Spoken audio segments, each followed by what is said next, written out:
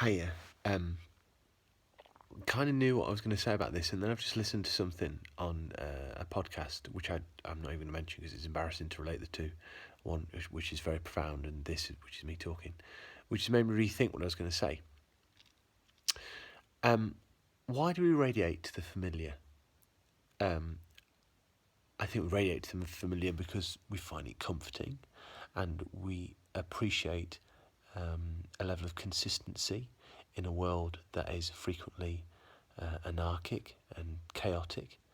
I think radiate to the familiar because for much of the time we are conservative beings, and it's safe, isn't it?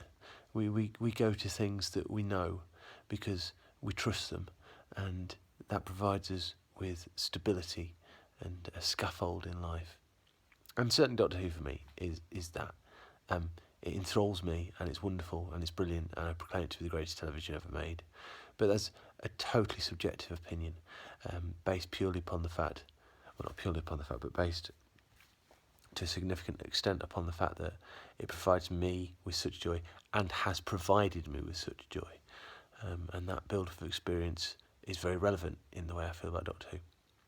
So, in relation to what has this got to Terror of the Autons? Well, I cannot talk about Terror of the Autons in the way that I've talked about everything else, because even when the Brigadier came in for the first time, it was obviously important, and I had to try and view it dispassionately.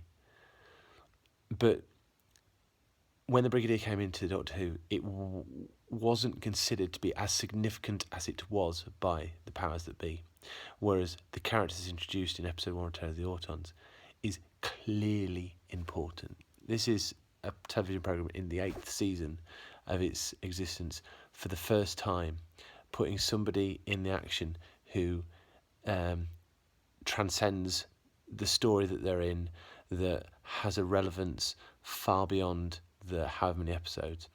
And they know that. Terence Dicks, Barry Letts, et al. Know that. And now we know that, because it's the Master.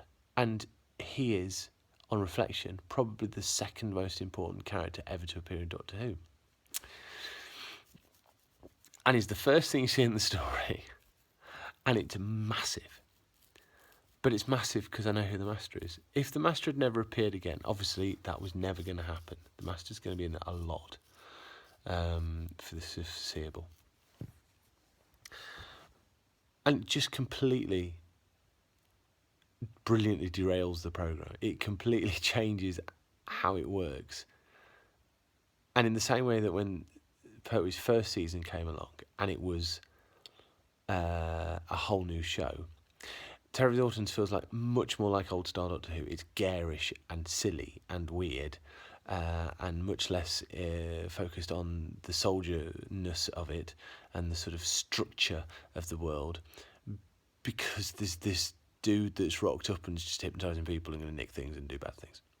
And it's brilliant. And it's what it needs. It suddenly feels much more Doctor Who-y. Even though I loved all of last season, it suddenly feels like Doctor Who because the Doctor has somebody else to mess things up. And that's the Doctor's job. The Doctor's job has always been to arrive somewhere and mess it up. That's why Doctor Who's so brilliant. It's familiar because it's licensed fucking things up. Oh, this is a historical story. Television does this all the time. We'll drop the Doctor in the middle of it and mess it up. But it's okay because it's Doctor Who. So, Pertwee arrives, we get earthbound stories, we have structure and organisation, and the Doctor is part of that, a key component of that, and can only rub it up so much. Even Pertwee's character of the Doctor can only rub it up so much.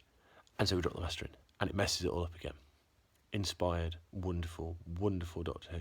I'm not sure how good Terror of the Autons is, but just in terms of concept, the person that's introduced in this story remakes Doctor Who like that. That's it. I've not really talked about it, have I? It's really good.